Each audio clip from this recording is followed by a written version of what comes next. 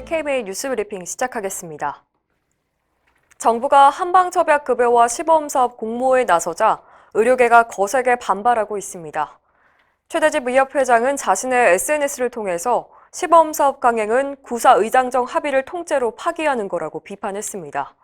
또 합의가 파기되면 의협은 중대한 결심을 하지 않을 수 없다고 경고했습니다. 급여와 이전에 과학적인 검증이 필요하다는 입장도 재차 강조했는데요. 최 회장은 의료계와 약계, 한의계와 협의체를 구성해서 첩약의 안정성과 유효성, 표준화 등을 논의할 것을 촉구했습니다.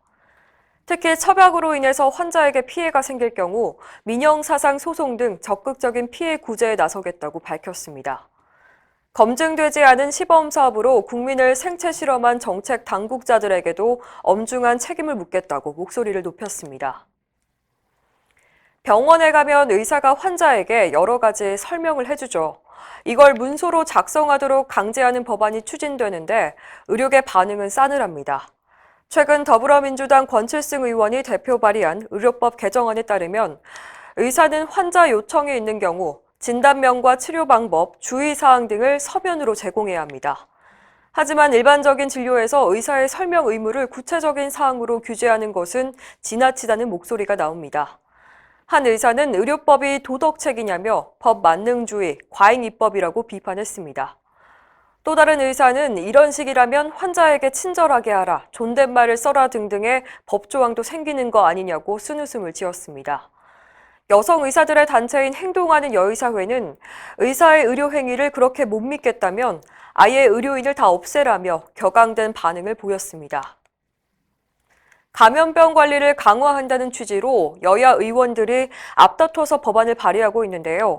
처벌과 규제에만 초점을 맞추고 있어서 부작용이 우려된다는 비판이 나오고 있습니다.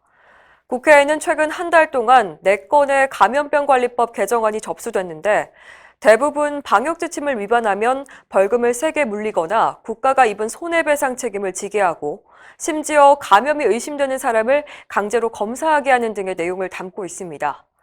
이에 대해서 의협은 처벌을 지나치게 부과하면 인권 침해로 이어질 수 있다면서 특히 감염 의심 환자의 음성화로 이어져서 방역 관리에 어려움을 줄 수 있다고 지적했습니다.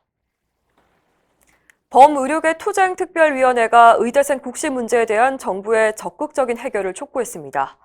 최근 조직을 확대 개편한 범투위는 어제 첫 회의를 열고 의사 국시 사태에 대해서 논의했습니다. 이날 범투위는 의사 국시 문제가 내년 한 해 2,700명의 의사 배출이 감소하는 문제뿐만 아니라 지속적으로 지역 의료의 취약성과 필수 의료 문제, 또 전공의 수련 환경과 코로나 사태 대응과 관련한 문제로 이어진다고 우려했습니다. 특히 정부가 이 같은 사실을 국민에게 명백하게 알리고 구체적인 대안을 마련해야 한다고 촉구했습니다. 또 코로나19 사태가 안정화된 이후 의정협의체를 구성하고 현재의 상황을 초래한 정부가 협상 환경을 조성해야 한다고 강조했습니다. 환자가 독감 증상을 보이면 별도의 검사 없이도 치료제를 처방받을 수 있도록 해야 한다는 지적이 나왔습니다.